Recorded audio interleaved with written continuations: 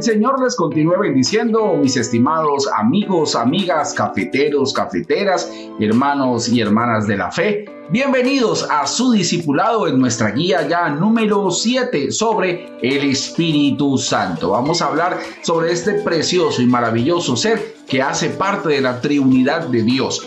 Tercera persona en la Trinidad de Dios, igual en poder, igual en maravilla e igual en influencia con el hombre. Un ser excepcional del que vamos a hablar y que seguramente será de bendición para ti. ¡Bienvenidos! Bueno, como ya es habitual, pueden tomar por favor su material y vamos a dar inicio entonces a esta guía, a esta lección que seguramente será de mucha bendición para nosotros. Recuerda que si necesitas el material, en la descripción del video podrás encontrar allí el link que te enlazará para que lo puedas descargar. Dicho eso, entonces nos vamos a estudiar a este precioso y maravilloso ser. Número 1. ¿Quién es el Espíritu Santo? Pues bien, es la tercera persona de la Trinidad. Es el que convence, es el que actúa en el mundo, igual en poder y en gloria con el Padre y con el Hijo, y debe ser amado, obedecido y adorado. Vamos a ver qué dice la Biblia en Juan capítulo 15, versículo 26.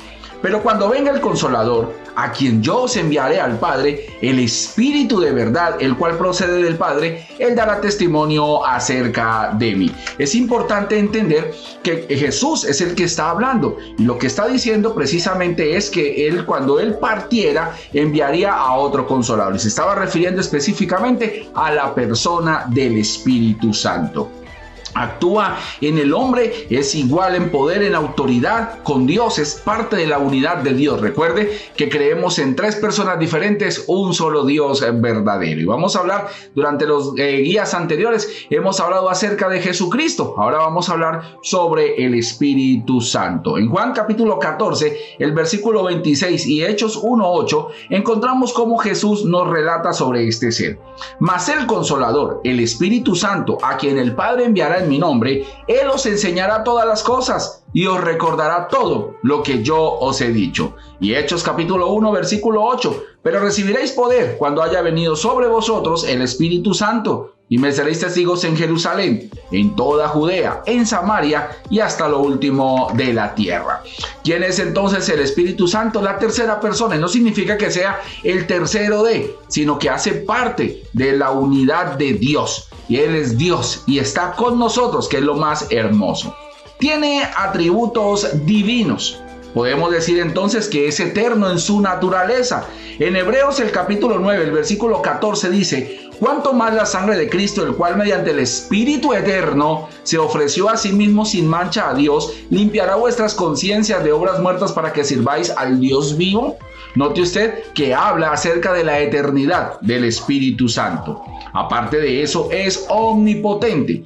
La expresión omni significa todo. Podemos decir entonces todopotente, tiene todo el poder.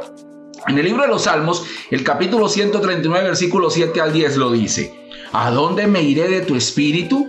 ¿Y a dónde huiré de tu presencia? Si subiera a los cielos, allí estás tú. Y si en el Seol hiciere mi estrado, he aquí allí tú estás. Si tomare las alas del alba y habitar en el extremo del mar, aún allí me guiará tu mano y me asirá tu diestra. Note usted que habla sobre la potencia, sobre el poder del Espíritu Santo. Quiere decir que el Espíritu Santo es omnipotente, todo poder, todo lo puede.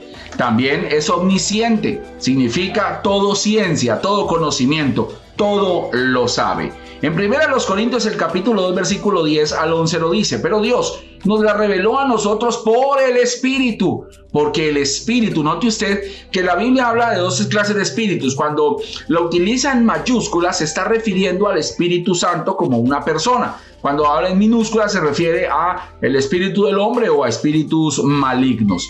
El Espíritu todo lo escudriña, es decir, todo lo investiga, todo lo conoce, aún lo profundo de Dios. Porque ¿quién de los hombres sabe las cosas del hombre, sino el espíritu del hombre que está en él? Así tampoco nadie conoce las cosas de Dios, sino el Espíritu de Dios. Quiere decir que el Espíritu Santo todo lo sabe. Es omnipresente, es decir, que está en todas partes. Recuerden que la expresión omni significa todo, todo poder, todo presencia y todo conocimiento. Tiene también todos los atributos de una persona. Piensa.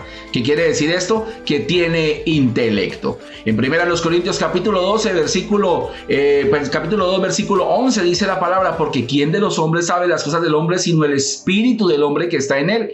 Así tampoco nadie conoció las cosas de Dios sino el Espíritu de Dios. Qué preciosa palabra. Actúa, es decir, que tiene voluntad y decide. Obviamente, al tener voluntad toma también decisión. 1 Corintios 12:11 dice: pero todas estas cosas las hace uno, y el mismo Espíritu, repartiendo a cada uno en particular como Él quiere.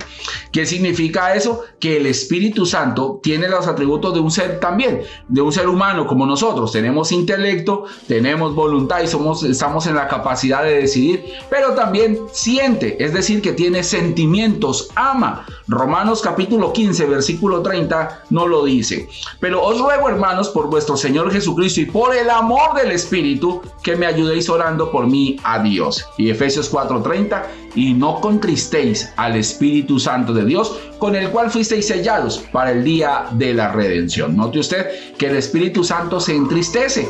¿Y cuándo se entristece? Cuando nosotros pecamos, cuando no nos acercamos a Él, cuando no venimos a su misericordia. Quiere decir entonces que el Espíritu Santo es una persona y que tiene atributos divinos, porque es omnisciente, omnipotente, omnipresente, es eterno, pero también tiene atributos humanos o tiene atributos de persona. Siente, piensa, actúa, decide, se contrista, también se alegra, y esas son las maravillosas bendiciones que tenemos con el Espíritu Santo. Número 2. Nombres del Espíritu Santo en las Escrituras. La persona del Espíritu Santo se encuentra en toda la extensión de las Escrituras. Y para entender mejor estos pasajes es importante conocer algunos nombres con los cuales se denomina a este precioso ser. La Biblia lo maneja o lo nombra de otras formas por su accionar, por la forma como actúa. Por eso le tiene ese tipo de nombres. Veamos entonces cómo lo nombra la Biblia. Espíritu de Dios. Ahí en 1 Corintios, el capítulo 3, el versículo 16, dice la palabra: ¿no sabéis que sois templo de Dios y que el Espíritu de Dios mora en vosotros? Note allí que está diciendo que es el Espíritu de Dios, pero también es el Espíritu de vida. Romanos capítulo 8, versículo 2. Porque la ley del Espíritu de vida en Cristo Jesús me ha librado de la ley del pecado y de la muerte. ¿Qué significa esto? Que el Espíritu Santo nos da vida, por eso es el Espíritu de vida. Sopla sobre nosotros ese aliento maravilloso para que tú y yo seamos un ser viviente. También podemos hablar del Espíritu de fe. Según a los Corintios 4:13 dice la Biblia: pero teniendo el mismo espíritu de fe, conforme a lo que está escrito, creí, por lo cual hablé. Nosotros también creemos, por lo cual también hablamos. También se le conoce como el espíritu de fe. Espíritu de verdad, qué palabra tan hermosa. A él no se le puede ocultar nada porque es el espíritu de verdad. En el libro de Juan, el capítulo 16, versículo 13, dice la Biblia: pero cuando venga el Espíritu de verdad, Él os guiará a toda la verdad, porque no hablará por su propia cuenta, sino que hablará todo lo que oyere, y os hará saber todas las cosas que habrán de venir. Qué importante es entender esto. Muchas veces tenemos dudas y a veces nos preguntamos, bueno, ¿cuál es la iglesia verdadera? ¿O cuál es la enseñanza verdadera? A través de la palabra lo sabemos, pero también a través del Espíritu Santo. Él es la verdad, y en el texto que acabamos de leer dice que Él nos guiará a la verdad. Cuando te acercas al Espíritu Santo y le pides que te guíe, muy seguramente te guiará a la verdad y te pondrá en el lugar correcto para que puedas acercarte plenamente a Dios. También se le conoce como el Espíritu de gracia. En Hebreos capítulo 10, versículo 29 dice: ¿cuánto mayor castigo pensáis que merecerá el que pisoteare al Hijo de Dios y tuviere por inmunda la sangre del pacto en la cual fue santificado e hiciere afrenta al Espíritu de gracia? Note usted, ¿a qué se refiere el Espíritu de gracia? Hasta antes de Cristo estábamos bajo la concepción o la dispensación de la ley, es decir, todo se pagaba con la muerte. Una vez viene Cristo, muere y resucita, ahora se paga a través del creer en nuestro Señor Jesucristo.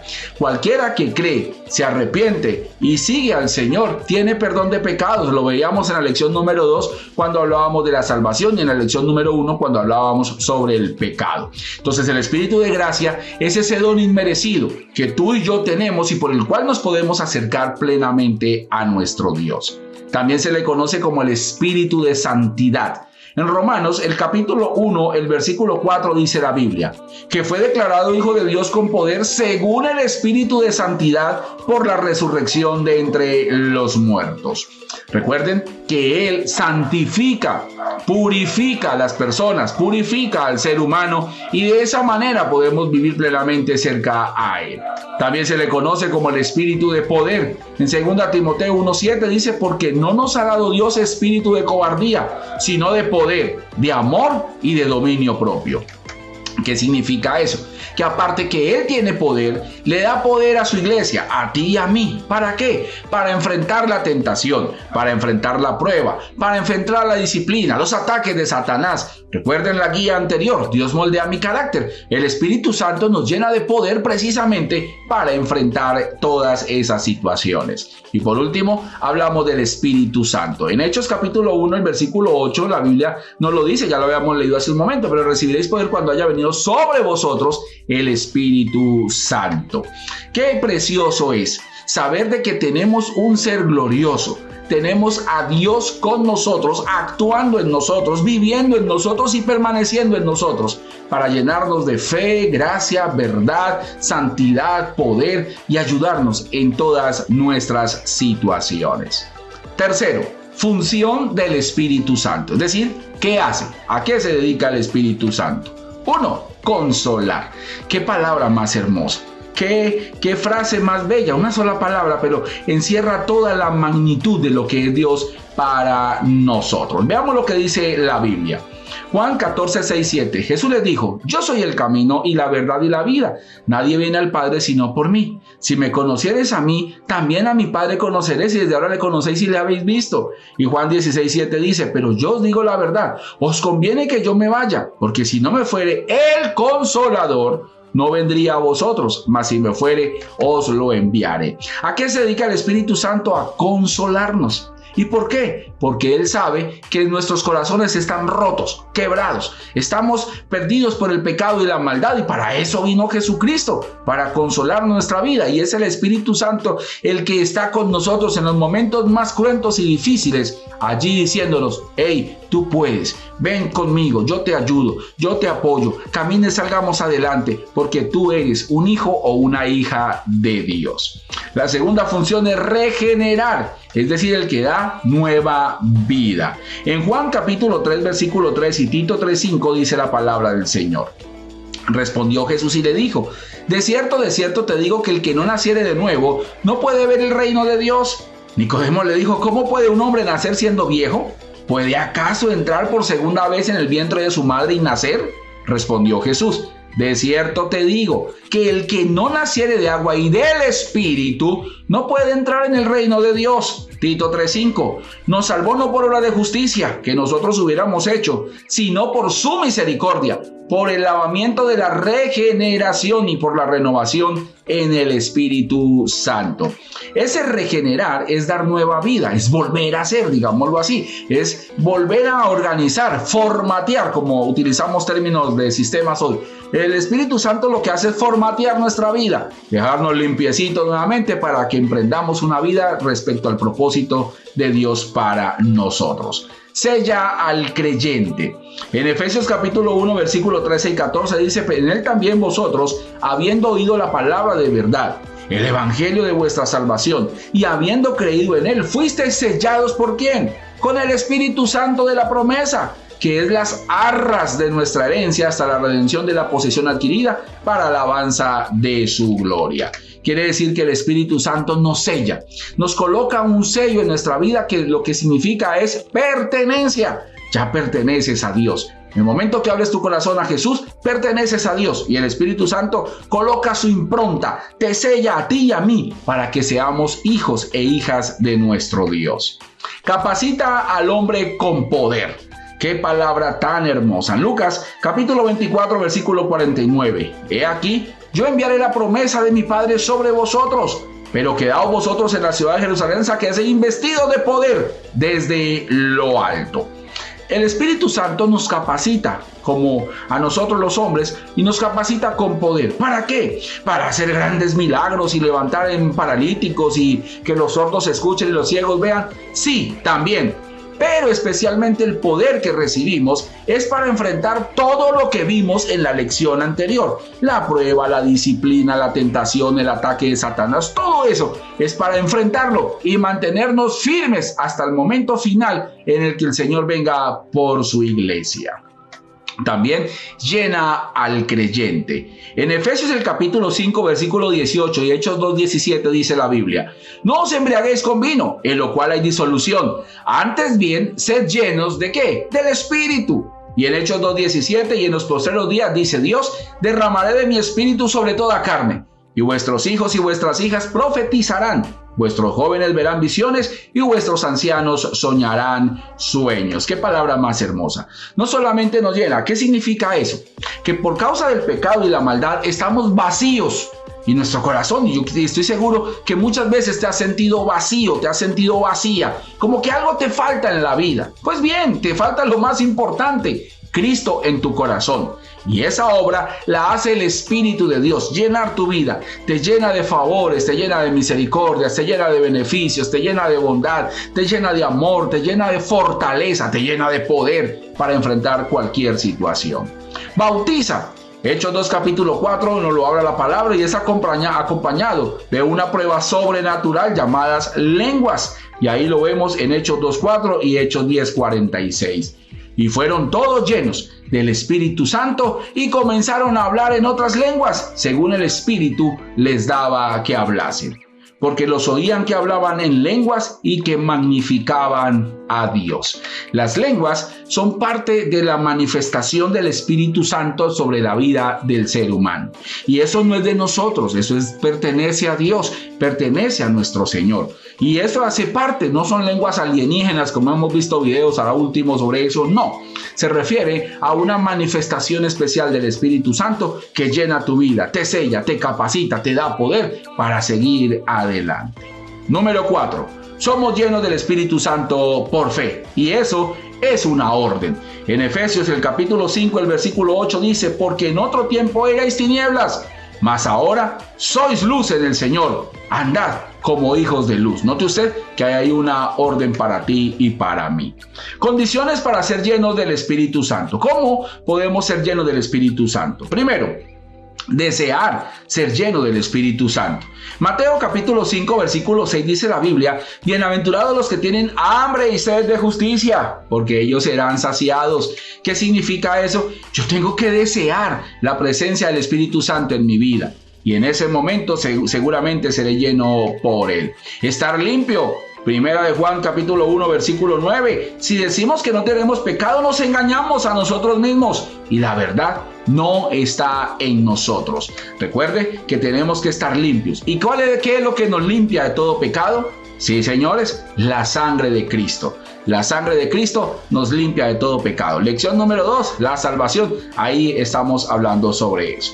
También dedicarnos. Tenemos que dedicarnos a Dios. Romanos 12:1 dice: así que, hermanos, os ruego por la misericordia de Dios que presentéis vuestros cuerpos en sacrificio vivo, santo y agradable a Dios, que es vuestro culto racional.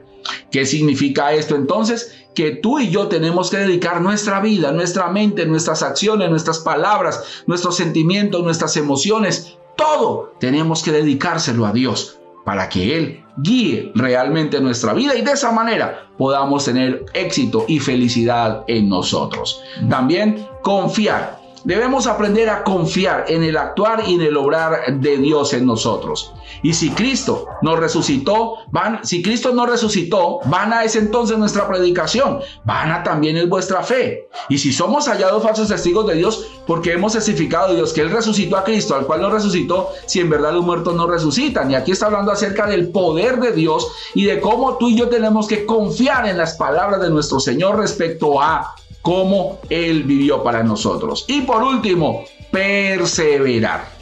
La constancia vence lo que la dicha no alcanza. Es cierto, tú dirás, pero es que yo soy muy pecador y yo fallo. Claro, todos lo hacemos. Yo también soy tremendamente pecador. Lo que pasa es que nuestros pecados son diferentes, pero somos pecadores delante del Señor. Pero eso no significa que nos apartemos, que nos alejemos de las cosas de Dios. Todo lo contrario, cada vez más cerca del Señor. Y entre más pequemos, más cerca de Dios. Porque recuerda que donde abunda el pecado, sobreabunda la gracia. Para esta semana, repasar el Pentateuco, los libros históricos y los libros poéticos. Recuérdalo, Génesis, Éxodo, Levítico, Números y Deuteronomio, que son el Pentateuco. Los históricos, Josué, Jueces, Ruth, primero y segundo de Samuel, primero y segunda de Crónicas, primero y segunda de Reyes, Esdras, Nehemías y Esther. Los poéticos, Job, Salmos, Proverbios, Eclesiastés y el Cantar de los Cantares. Aprender los profetas mayores, son 5 libros nada más: Isaías, Jeremías, Lamentaciones, Ezequiel y Daniel. Vamos a aprendérnoslo y poco a poco vamos aprendiendo los libros de la Biblia, que seguro serán de bendición para nosotros. Y también ore al Señor durante 15 minutos diarios pidiendo la llenura del Espíritu Santo. Tú y yo necesitamos ser llenos del Espíritu Santo. Para la próxima semana tenemos nuestra guía, lección número 8, la alabanza y la adoración. Tiempo precioso, un tema maravilloso que estoy seguro será de muchísima bendición para ti. Vamos a hablar acerca de la alabanza, la adoración, la música y muchas cosas que estoy seguro que te van a traer grandes y abundantes bendiciones. Que Dios y el Señor Jesucristo te bendigan poderosamente, que el Espíritu Santo te guíe a la verdad y te dé el entendimiento y la comprensión necesaria para seguir adelante en este tiempo de sembradores de vida. Gracias a todos ustedes, que el Señor les continúe bendiciendo grandemente. Bendiciones. Chao, chao.